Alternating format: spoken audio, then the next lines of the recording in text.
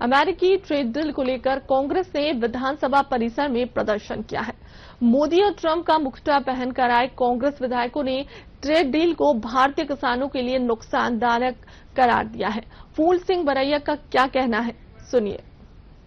तो trade deal का जो मुद्दा है वो विधानसभा परिसर में गूंज रहा है। क्या बरैया जी, सदन के अंदर भी बात होगी और आखिर ये जो यूएस ट्रेड डील है इससे किसानों का किस तरह का नुकसान?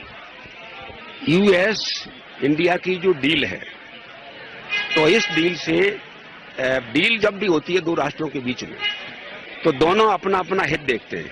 इसमें भारत का हित दिखाई नहीं दे रहा है। इस डील में भारत है कहां पर?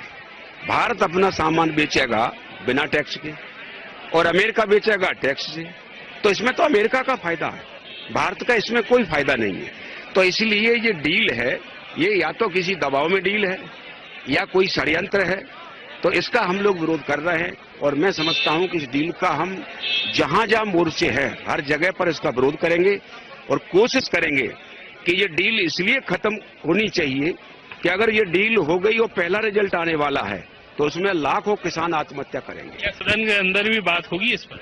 अब सदन में हम कोशिश करेंगे, वो टाइम देते हैं तो उसके ऊपर डिस्कशन होना चाहिए। सड़क पर लड़ाई की क्या तैयारी है? राहुल जी भी आ रहे हैं। कल राहुल जी आ रहे हैं, तो इसी वजह से जो है वो इसी कारण आ रहे हैं कि इसके ऊपर हमें क्या गाइडलाइन तय करनी चाहिए।